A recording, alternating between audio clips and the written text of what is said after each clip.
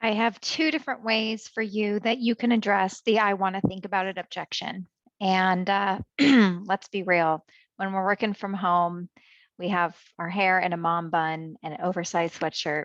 Doesn't really matter what we look like, right? Because nobody can see us. So this is my look most of the time. And it's a lot easier than having to worry about putting on a face every day. So the other benefit, right, about working from home is that you don't have to have these objections memorized. You can literally be reading them on your computer screen because nobody knows that you're reading as long as you practice them enough and you practice the tone enough to where you don't sound like you're reading, right? You don't want to be like a scripted robot or they'll just see right through that and you're done. So two different ways to encounter the I want to think about it objection. The first theory of how to handle that will be to act as if we're going to let them off the phone, allow them to schedule their follow-up call, and then right before we leave, we're going to say, now, before we go, what was it exactly that you wanted to go over in your mind just so that I can be more prepared when we do talk on Tuesday? And the reason you want to do it in that specific order um, will be because once you agree to schedule the follow-up appointment, now they think they're getting rid of you, right? The sales pressure is gone. You're scheduling a follow-up call. But you want to be, choose a specific day and time. You don't want to let them off the hook and say sometime next week in a couple of days. Like, you don't want to make that mistake. You want to say, well, I'm not sure I'm really going to be available randomly like that. But if you want to pull up your calendar and I'll pull up mine, we can find a day and time that works best for both of us. And then you say, but before I go, what was it exactly that you wanted to go over in your mind? Just so I can understand and be more prepared when we do talk again. Because the sales pressure is gone at this point, they will be 10 times more likely to tell you what exactly they want to think about when they hang up on the phone with you, rather than you responding in a confrontational way where, well, what do you have to think about? Or, don't you want this? Or whatever else you guys might be saying at the time that isn't working. What typically doesn't work is saying, well, you'll have plenty of time to think about it. Remember, we're not charging you anything today. We're just going to post date this payment by 2 weeks. Is that enough time for you to think about it?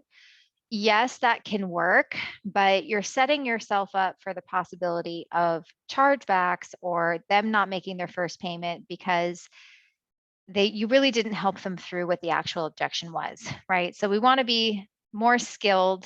We want to approach these in a better way so your persistency is higher. So now they're going to tell you what they actually wanted to think about. So let's say I want to make sure I have room in my budget. Perfect. Now you go straight to your price objection. Let's say, well, I want to talk it over with my kids. Perfect. You go straight to the objection that I want to talk about with my kids. Let's say they want to pray about it. Whatever it is in our script, we have a very skilled way for you to ask additional questions to help them overcome what their true objection is, right? I want to think about it. Everybody knows it's not a real objection. It's just a way for them to not have to think about it anymore and get you off the phone. Okay, so that's objection number one. The second way you can overcome the objection is a little bit more, requires a little bit more skill. And you really have to be careful on your tone, on how this one is going to be delivered, because it will quite honestly make or break if this is even going to work for you. I'm not going to copy and paste it into the comments. So pause, rewind, write it down. This particular way of addressing the I want to think about it objection, I learned from Matt Ryder, who is a partner in a 7th level NEPQ training, which stands for Neuro Emotional Persuasion Questioning. And everything I think they do is brilliant. And everything I'm trying to do is to be different than what everyone else in the insurance industry is doing, which personally I think is not that great. So I'm going to be reading off my screen if you see my eyes kind of glaring upwards. So someone says, well, I'm not really sure. I need 24 hours to think about it and I'll get back to you. Which, if you make the mistake of letting them off the phone and you believe them, 9 times out of 10, you're toast, right? They're not going to just get off the phone and now think about it for 24 hours. Life is going to happen. Things are going to come up and it's going to be pushed to the side, right? Or how many times do you call them back and they do answer the phone and they say, you know what, Dana, I haven't even had a chance to think about it. Can you call me again next week? Right. And it's just a perpetual cycle of you chasing someone, which we don't want to live in the world of chase, right? We want to be the one in control because they really do need our product. So let's respond to this in a better way to set you up for success. Customer says, you know, Dana, this sounds really good, but I really need, just 24 hours to think it over. Yeah, well, you say, yeah, that makes sense. Because we all make decisions differently, right? Based on our own perspective or of, our own way of thinking, right? They say yes. But the problem is if our normal way of thinking, is delaying our decision-making process, that's typically when we start procrastinating. Other things start to come up and they become more important because now they require our immediate attention. Then all of a sudden life gets in the way, another month or two has flown by and you still don't have the coverage you said you wanted for your family. Does that make sense? And they'll ponder that for a second because what am I trying to do? Paint a big picture, turning 24 hours into now we're 2 months away, 2 months out, which we know is going to happen. So they say, yeah, I guess. Okay, so let me ask you this. Are you 100% happy with where you're at in regards to the protection you currently have in place? Most of the people we talk to, quite honestly, have nothing at all. So it's designed for them to say, well, no, I don't have anything, or no, I don't have enough. And so then you say, and so do you want to let your current decision-making process continue to dictate how you make decisions moving forward, right? And I'm not trying to be confrontational. I'm genuinely asking that, and seeing what type of response I'm going to get. Hopefully they say no, I don't want to do that. So then you say, agent says, well, why not? Right now, here is a very critical step because now they're going to tell you why their decision-making process historically is not going to do them any favors when it comes to making important decisions like this moving forward. So let them respond and tell you why they shouldn't keep doing what they've been doing.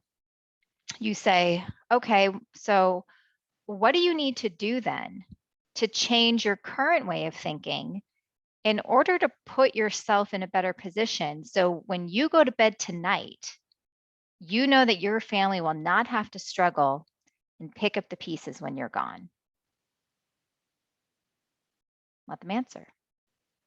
Hopefully, if you've done a good enough job in delivering that, they will give you, even if it's small, some sort of a positive response, some sort of light at the end of the tunnel that they're changing their way of thinking, right? And realizing that they might need to do something about this. And 24 hours isn't going to make a difference.